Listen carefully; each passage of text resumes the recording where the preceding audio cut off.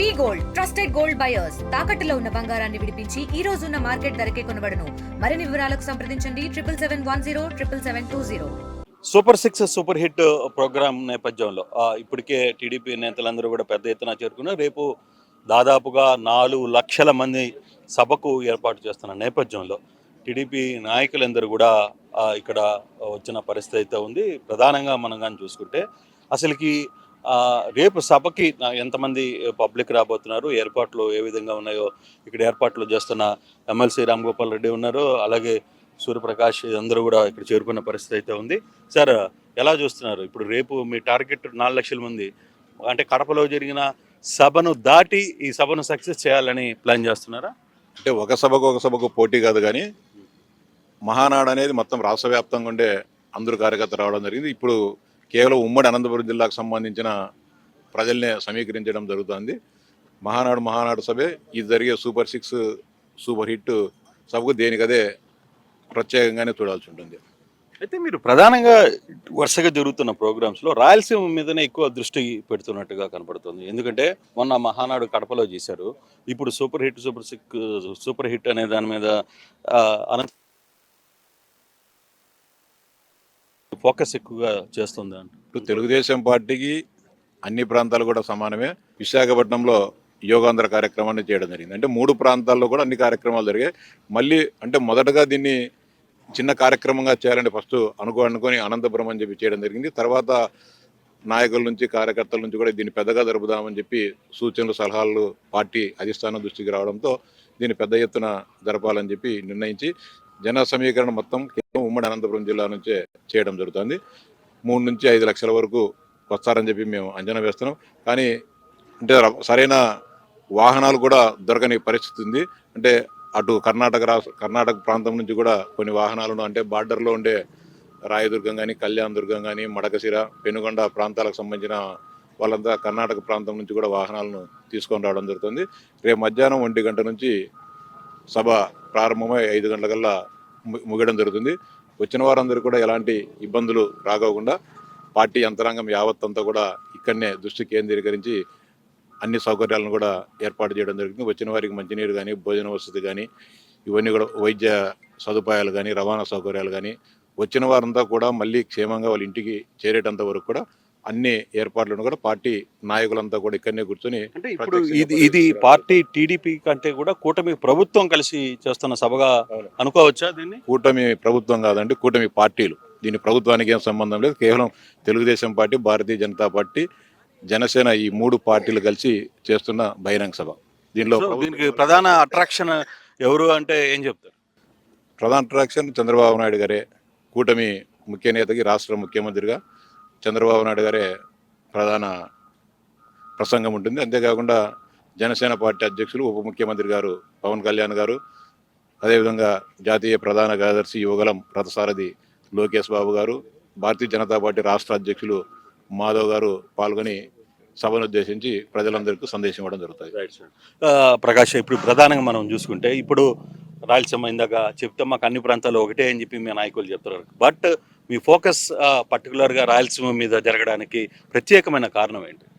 Sir, మీరు మీ ఇంటర్వ్యూలు అన్ని నేను ఫాలో అవుతా, ప్రత్యక్షంగానో పరోక్షంగానో అంతర్లీనంగానో జగన్మోహన్ రెడ్డి మీద ఏదో ప్రేమతో మాట్లాడేటుంటుంది. ఆయన్ను టార్గెట్ చేసి రాయలసీమ మీద మేము ఫోకస్ చేస్తామా? 2024 ఎన్నికల్లో 11 సీట్లు వచ్చినాయి. మేము ప్రజలకు ఏం చేస్తున్నాం? ఈ కరువు సీమలో కియా కార్ల పంట పండించిన పార్టీ మాది. ఈ కరువు సీమలో కృష్ణమ్మ జలాలతో ఈ కరువు సీమ గొంతు తడిపిన పార్టీ మాది. ఈ గడ్డ వేదికగా మేము ఏం చేశామో చెప్తున్నాం సగర్వంగా. ఈ గడ్డకు మేము ఏం చేశామని, రాష్ట్రానికి ఏం చేశామని. ఏందో ఒక ప్రోగ్రాం తీసుకున్నాడు జగన్ రెడ్డి ఈ మధ్య, బాబు షూరిటీ మోసం గ్యారంటీలో ఏదో అన్నింటిలో పోతాం, ఈయన మోసం చెప్తామన్నాడు. ఎన్నింటికి పోయినారా వీళ్ళ? తెలుగుదేశం పార్టీ ఏం చేశామో సంవత్సరంలో ఇంటింటికి ప్రోగ్రాం పెట్టాం. 1.5 కోట్ల ఇండ్లకు టచ్ చేసాం. జియో ట్యాగింగ్ పెట్టి ప్రతి ఇంటికి మేము ఏం చేసాం, మీకు ఏమైనా సమస్యలు ఉన్నాయా అని అడిగినాం. 1.5 కోట్ల తలుపులు తట్టి వచ్చాం. పోయి అధికారంలో ఉండే పార్టీ ప్రజల దగ్గర పోవాలంటే భయపడుతుంది. తెలుగుదేశం పార్టీ సగర్వంగా మేము ఏం చేసాం, ప్రతి ఇంటికి పోయి చెప్పాం, సమస్యలు ఉంటే చెప్పండి తీరుస్తామని చెప్పాం. అది ప్రజల పక్కన మాకుండే కమిట్మెంట్. ప్రజల దగ్గరకు పోవాలంటే వాళ్ళకుండే భయం. కాబట్టి వైఎస్ఆర్ కాంగ్రెస్ పార్టీకి దుకాణం బంద్ సార్. ఓకే, మీరు ప్రత్యేకంగా మొన్న మహానాడు కడపలో చేశారు. ఇప్పుడు సూపర్ హిట్ సూపర్ 6 ప్రోగ్రామ్ ఇక్కడ ఎందుకు అనంతపూర్లో చేయాల్సిన పరిస్థితి? అంటే అనంతపూర్ మీద అంటే ప్రత్యేకంగా రాయలసీమ మీద కొంత ఫోకస్ పార్టీలో కూడా ఒక డిస్కషన్ ఏమైనా ఉందా? రాయలసీమ మీద గట్టిగా ఫోకస్ చేయాలని. ఎన్నికలకు ముందు కొన్ని ఛానళ్ళు, కొంతమంది వ్యక్తులు, కొంతమంది మేధావులు ప్రతి నిత్యం రాయలసీమ జగన్మోహన్ రెడ్డి రాయలసీమలో జగన్ రెడ్డికి ఎక్కువ వస్తాయి, వీళ్ళు కూటమిగా ఏర్పడినారు కాబట్టి అటు ఎక్కువ వస్తాయి. ఇది చర్చలు మీరు మేము కూడా ఎక్కడ కలిసిన ఇది ఒక చర్చ. ఏం రాయించినామా రాయలసీమ జగన్ రెడ్డికి? మేము రాయించామా సార్?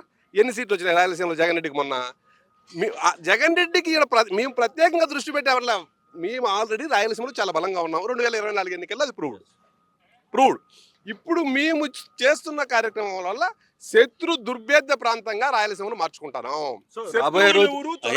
రాబోయే రోజుల్లో మీరు రాయలసీమను కూడా కంప్లీట్ గా మీకు అడ్డాగా మార్చుకోవాలని ఒక ప్రయత్నంలో భాగంగానే ఇవన్నీ జరుగుతున్నాయి. శత్రు దుర్భేద్యంగా మార్చుకుంటున్నాం రాయలసీమని. శత్రువులు ఎవరు? మా కోటలోకి ప్రవేశం లేదు, మా కోటలోకి రాకూడనంత స్ట్రాంగ్గా రాయలసీమను మార్చుకుంటున్నాం. భవిష్యత్తులో కూడా తప్పకుండా ఇదే ఫోకస్ చేస్తున్నాం. ఒక విషయం, సూపర్ 6 సూపర్ హిట్ అని మేము చెప్తున్నాం. మేము మా పథకాలన్నీ అమలు చేశామంటున్నాం. జగన్మోహన్ రెడ్డి గారు రోజు మా పథకాలు అమలు చేయలేదు అంటున్నాడు. వైఎస్ఆర్ కాంగ్రెస్ పార్టీ నాయకత్వానికి జగన్మోహన్ రెడ్డి గారికి సూటిగా 1-2 క్వశ్చన్లు అడుగుతున్నాం. ఒకవేళ కర్మకాలి 2024లో నువ్వు అధికారంలోకి వచ్చి ఉంటే అమ్మఒడి ఎంతమందికి ఇచ్చావు? 40 లక్షల మందికే కదా. నీ మేనిఫెస్టోలో అదే చెప్పావు కదా. మేము ఈరోజు 68 లక్షల మందికి ఇచ్చాం కదా. అంటే నీకంటే బెటర్గా చేసామా లేదా అమ్మఒడి? ఒకవేళ కర్మకాలి నువ్వు అధికారంలోకి వచ్చుంటే తల్లికి అన్నదాత సుఖీభవ 14,000 ఇచ్చేవాడు అంతే కదా. మేము 20,000 ఇస్తున్నాం కదా. నీకంటే బాగా చేశాం కదా. నువ్వు అధికారంలోకి వచ్చుంటే 1 సిలిండర్ కూడా ఇచ్చేవాడు కాదు కదా. మేము 3 సిలిండర్లు ఇస్తున్నాం కదా. నువ్వు అధికారంలోకి వచ్చి ఉంటే ఫ్రీ బస్ ఉండేది కాదు కదా మహిళలకు. మేము ఫ్రీ బస్ ఇచ్చాం కదా. నువ్వు అధికారంలోకి వచ్చి ఉంటే చేనేతల జీవితాలు బుగ్గిపాలు కదా. మేము వాళ్ళ జీవితాల్లో వెలుగు తెచ్చినాం కదా. నువ్వు అధికారంలోకి వచ్చింటే మత్స్యకారులకు 10,000 ఇచ్చాడు కదా. మేము 20,000 ఇస్తున్నాం కదా. నువ్వు అధికారంలోకి వచ్చింటే నాయ బ్రాహ్మణులకు నువ్వు ఫ్రీ కరెంట్ ఇచ్చేవాడు కాదు కదా. మేము ఇస్తున్నాం కదా. నువ్వు అధికారంలోకి వచ్చింటే పెన్షన్ 3,000 ఇచ్చేవాడు కదా. మేము 4,000 ఇస్తున్నాం కదా. నువ్వు అధికారంలోకి వచ్చింటే డిఎస్సి ఒక ఉద్యోగం ఇచ్చేవాడు కాదు కదా. మేము 16,500 మొదటి సంవత్సరంలోనే ఇచ్చాం కదా. నువ్వు అధికారంలోకి వచ్చుంటే నిరుద్యోగుల జీవితాలు నాశనం చేసేవాడు కదా. ఎందులో నీకంటే తక్కువ చేసాం మేము? సంక్షేమ పథకాలు నువ్వు చేసిన దానికంటే తక్కువ మేము ఎక్కడ చేసాం? సంక్షేమానికి తోడు పోలవరం నీ మొహం ఒక గేటు బిగించోడా? అమరావతి నాశనం అయిపోయేదా? వైజాగ్ స్టీల్ ప్లాంట్ కథ కంచికేనా? రైల్వే జోను మాటలేదా? హంద్రీనీవా జలాలు ఎక్కడో వెతుక్కోవాల్సిన పరిస్థితి? రోడ్లు ఎక్కడో గుంతలు ఎక్కడో వెతుక్కోవాల్సిన పరిస్థితి? అభివృద్ధి సంక్షేమం రెండూ నీకంటే బెటర్గా చేసామా లేదా? దీనికి సమాధానం చెప్పాలి వైఎస్ఆర్ కాంగ్రెస్ పార్టీ నాయకత్వం. ఎక్కడ మా పార్టీ మా కూటమి ప్రభుత్వం విఫలమైంది? నీకంటే బెటర్గా నేను చెప్పిన దాంట్లో చేసామా లేదా? ఎవరెవరో బ్రహ్మానందులు అందరూ వస్తున్నారు, కామెడీ స్టార్లు అందరూ మీడియా ముందుకి. బ్రహ్మానందం డైలాగ్ చెప్పే ప్రతి విధవా బాలయ్య బాబు డైలాగ్ చెప్పి రప్ప అంటాడు, అది చేస్తాం ఇది ఏంది పీకేది? మీరు వచ్చేది లేదు, సచ్చేది లేదు, పీకేది లేదు. కాబట్టి నోరు మూసుకొని తక్కువ డైలాగులు చెప్పండి. కామెడీ స్టారు కామెడీ డైలాగులు చెప్పాలా? వచ్చి బాలయ్య బాబు డైలాగ్ చెప్పేస్తే అయినా కామెడీగానే ఉంటుంది. కాబట్టి మీరు ఏదో పెద్ద సీరియస్ డైలాగ్ అనుకుంటున్నారు. ఇట్లా సీరియస్ డైలాగ్ చెప్పిన వాళ్ళకి అందరికీ తలకు రంగు వేసింది. మేము పల్నాడులో డాన్లు అనుకున్న వాళ్ళు అజ్ఞాతంలో పోయి 16 నెలలు అయింది. కాబట్టి మీకు అంత సినిమా లేదు. కామెడీ యాక్టర్లు కామెడీ డైలాగ్ చెప్పండి. ఓవరాల్గా రాష్ట్రం మొత్తంలో అన్ని ప్రాంతాల మీద ఇదే ఫోకస్ ఉండబోతుందా, లేకపోతే కొన్ని మీ పాకెట్లు ఇప్పుడు నువ్వు అన్నావు ఈ ప్రాంతాన్ని మేము శత్రు దుర్భేద్యమైన ప్రాంతంగా మేము మార్చుకోబోతున్నామని, అలాగే ఇతర ప్రాంతాలని ఏంటి వాటి మీద మీకు ఏమైనా స్పెషల్ ఫోకస్ ఏమైనా కనపడుతుందా? 2024 ఎన్నికల్లో రాయలసీమ ప్రాంతంలో మాకు వైఎస్ఆర్ కాంగ్రెస్ పార్టీకి తేడా 6.5%, 7% వచ్చింది. ద రిమైనింగ్ రాష్ట్రం అంతా 20% దాటింది. ఓవరాల్గా 15 పాయింట్ సంథింగ్ తేడా వచ్చింది. అంటే వచ్చిన మార్జిన్లో కొంచెం తక్కువ మార్జిన్ వచ్చింది. ఇక్కడ 7% మార్జిన్. సీట్లు సాలిడ్గా వచ్చాయి, మార్జిన్ 7% వరకు వచ్చినట్టుంది. మిగతా చోట్ల 20% దాటిపోయింది. నీకు ఇంకా అక్కడికి ఆల్రెడీ డోర్లు క్లోజ్ చేశారు కదా. వద్దురా స్వామి నువ్వు మా దగ్గర అని మళ్ళీ కొత్తగా ఆయన డోర్లు ఓపెన్ చేస్తారు. ఇంకా ఎక్కడ కూడా డోర్లు క్లోజ్ చేసే కార్యక్రమం స్టార్ట్ అయింది. ఎక్కడ ఆ ప్రాంతం లేదు, ఏ ప్రాంతం లేదు. ఏ ప్రాంతంలోనైనా 5 సంవత్సరాలు జగన్మోహన్ రెడ్డి పరిపాలన చూసిన తర్వాత ఎవ్వరు కూడా మళ్ళీ జగన్మోహన్ రెడ్డి కోరుకోవట్లేదు. రేపు 4 లక్షల మంది టార్గెట్ అనుకుంటున్నారు కదా, ఆ టార్గెట్ రీచ్ అవుతున్నారా సార్? మేము మహానాడుకు 2 లక్షలు 3 లక్షలు వస్తారనుకున్నాం. మా ఊహకు అందిందా? మేము ఊహించింది 3 లక్షలు. ఎంతమంది వచ్చారు? 25 కిలోమీటర్ల ట్రాఫిక్ జామ్ అయిపోయింది. 25 కిలోమీటర్ల దూరం నుంచి రాలేకపోయారు. ఇక్కడ మేము అనుకోవడం 4 లక్షలు 5 లక్షలు కాదు కదా. ప్రజల్లో స్పందన, మహిళలు సార్ స్వచ్ఛందంగా వాళ్ళు రేపు చూడండి పరిస్థితి ఎలా ఉంటుందో. కాబట్టి నడుచుకొని వస్తున్నారు 10 కిలోమీటర్లు 15 కిలోమీటర్ల సభ, మా ఇంట్లో సభ, మా అన్న వస్తున్నాడు, మా అన్న మాకు మేలు చేశాడు, మా అన్నను చూసి రావాలని మహిళలు 10 కిలోమీటర్లను నడిచి వస్తామా అంటున్నారు ఎక్కడికి పోయినా మా నాయకులు పోతా ఉంటే. కాబట్టి ఇది ఊహకు అందదు. వాళ్ళకి ఏమి ఇబ్బంది లేకుండా చేసి పంపించాలని తాపత్రయం పార్టీది. ఆ ఏర్పాట్లు 100% ఏ ఇబ్బంది లేకుండా, వచ్చిన వాళ్ళకి ఏ ఇబ్బంది లేకుండా వాళ్ళని మళ్ళీ తిరిగి వాళ్ళ స్వస్థలాలకు చేర్చే బాధ్యత పార్టీ. ఇది ఓవరాల్గా అయితే ఇక్కడ ఉన్న నాయకులు అయితే చాలా గట్టిగా 4 లక్షల మంది మించి వచ్చే పరిస్థితి అయితే ఉంది.